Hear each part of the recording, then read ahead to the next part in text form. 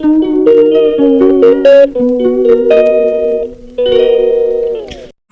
everyone. গলাটা যখনই ভিডিওটা অন করলাম গলাটা তখনই আর কেমন কথা বেরোলো না। আসলে অনেকক্ষণ মনে চুপ করেছিলাম না, এর জন্য কথাটা বেরোতে খুব অসুবিধা হলো। যাই হোক, hello everyone, good morning, welcome to my channel the Rikta. আর আমি রিক্তা চলছি তোমাদের সামনে আলাদা একটু ব্লগ নিয়ে। আজ হচ্ছে মানডে, আজ নদিয়া ডিস্ট্রিক্টের ভোট। ওরা কে কে নদিয়া ডিস্ট্রিক্ট থেকে আমার ভিডিওটা দেখছো অবশ্যই কমেন্টস করে জানিও। তো তোমরা কখন ভোট দিতে যাচ্ছ? আমি তো দুপুরবেলা খাওয়া দাওয়া করে নিয়ে যাবো, কারণ ওই টাইমটা ফাঁকা থাকে, তো ওই টাইমেই যাবো। আর কাল মঙ্গলবার হচ্ছে আমার ম্যারেজ অ্যানিভার্সারির গ্র্যান্ড পার্টি সেলিব্রেশন। কেক কাটা নয়, মালা বদল, সিঁদুর দান, সেকেন্ড টাইম নয়, কিচ্ছু না।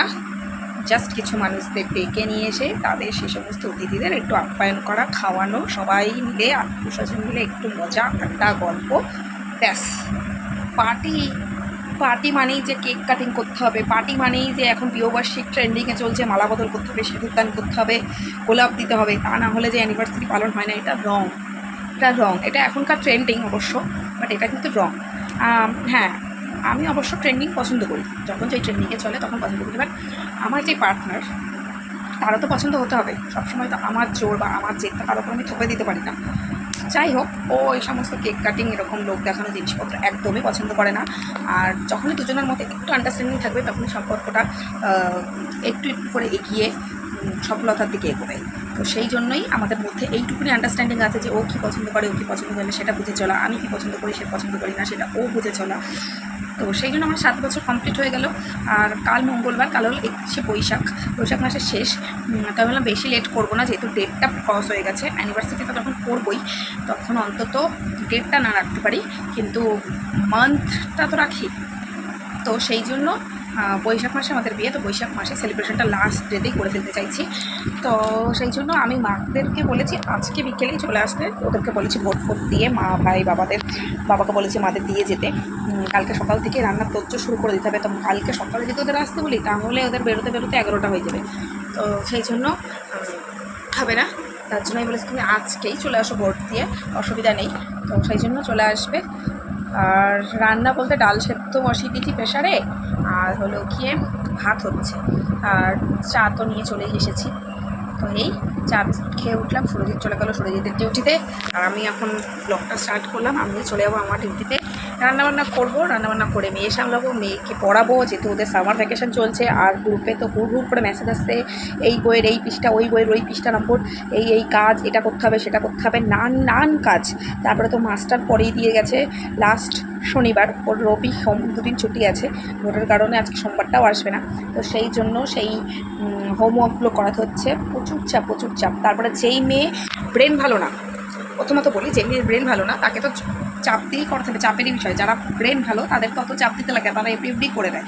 তো দুষ্টু বদমাইশিটা এটাই হলো যে ও তো ভীষণ বদমাইশ, ও পারলেও লিখবে না, আর না পারলে তো কোনো কথাই নেই। তার জন্য একটু আমারই চাপ নিতে হচ্ছে, ওকে নিয়ে বসতে হচ্ছে। কালকেও তো প্রায় 10টা 10 পর্যন্ত নিয়ে বসেছি। একটুখানি কালকে বেরিয়েছিলাম, সন্ধ্যেবেলায় ছিলাম না, তার জন্য বাড়িতে এসে আধা ঘন্টা মতন ওকে একটু রেস্ট দিয়েই হোমওয়ার্ক করিয়ে দিয়েছি।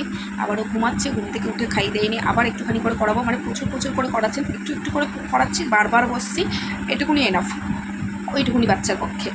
তো এই, আর মারা যখন আসবে তারপরে একটু বেরোবো, বাজারে যাব, কালকের জন্য কিছু কেনাকাটা করতে হবে, সবজি বাজার, তারপর চিকেন হবে, চিকেনের টক দই না দিলে আমার আবার পত্তা হয় না, একটা টক দইয়ের প্যাকেট, তারপর একটা মাদার ডেয়ারি দুধের প্যাকেট, মেয়ের জন্য কিছু খাবার।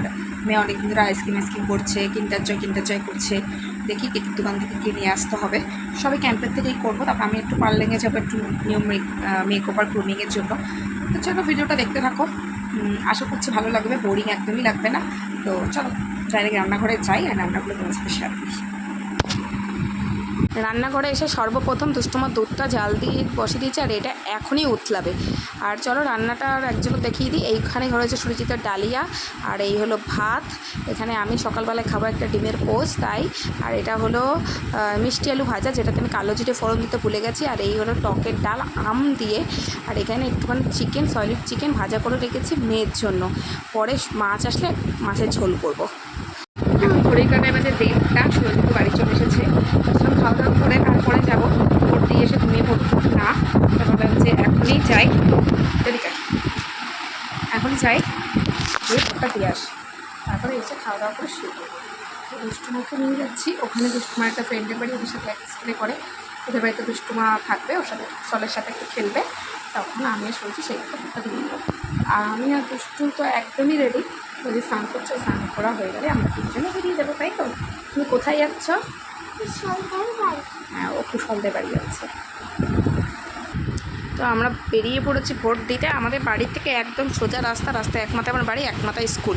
তো সেখানে আগে বলেছিলাম ও যাবে কুশলদের বাড়ি, তো কুশলদের বাড়ি ওকে নামাতে চলে এসেছি। কুশলদের বাড়ি আর যেই স্কুলে ভোট হচ্ছে নাচটা গার্লসে, একদম পাশাপাশি। চলো আমি তোমাদেরকে ডিটেলসও দেখিয়ে দিচ্ছি যে এবার ও ওখানে থাক আর আমরা আরামসে ভোট দিয়ে আসি। কিন্তু ওকে নিয়ে গেলেও কোনো অসুবিধা হতো না, কারণ ওখানে গিয়ে দেখছি পুরোই ফাঁকা, কোনো ভিড় নেই, কিছুই নেই, সুতরাং ওকে আরামসে নিয়ে যাওয়া যেত।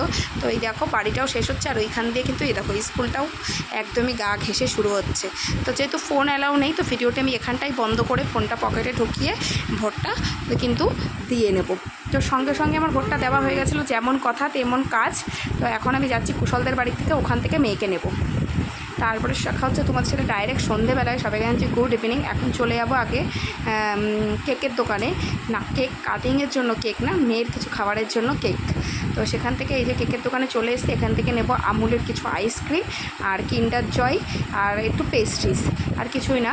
তো ওখান থেকে ওইগুলো নিয়ে আমি চলে এসেছি পার্লারে। এখান থেকে আমার ভুরু ফ্লাপ করাটা বাকি আছে, কিন্তু আমার চুলটা কাটা কিন্তু হয়েই গেছে।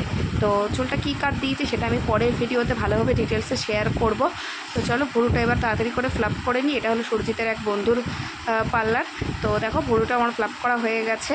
আর এখন আমাকে কেমন লাগছে অবশ্যই কিন্তু কমেন্ট করে জানিও। তবে আয়নাটার মধ্যে একটা দাগ আছে বলে পরিষ্কার অতটা বোঝা যাচ্ছে না। তারপরে আমাদের দিয়ে দিল ফুটি। তো সুরজিৎ আর মেয়ে বাইরে খাচ্ছে, আর আমিও ঘরে বসে খাচ্ছি 1 কাপ ফুটি। এবার তারা রয়েছে ঠান্ডা ঠান্ডা, খেতেও ভীষণ বিরক্ত লাগছিল। তো সন্ধ্যেবেলাতেই মারা চলে এসেছিলো, এখন রাত্রির হয়ে গেছে, ওরা খাচ্ছে। আমার ভিডিওটা শ্যুট করতে মনে নেই। সন্ধ্যেবেলায় চপ, সিঙ্গারা, চাউমিন, চা সব তো খাওয়া হয়েছিল। তো ভিডিওটি কেমন লাগলো অবশ্যই কমেন্টস করে যাবে। দেখা হচ্ছে নেক্সট ভিডিওতে। বাই।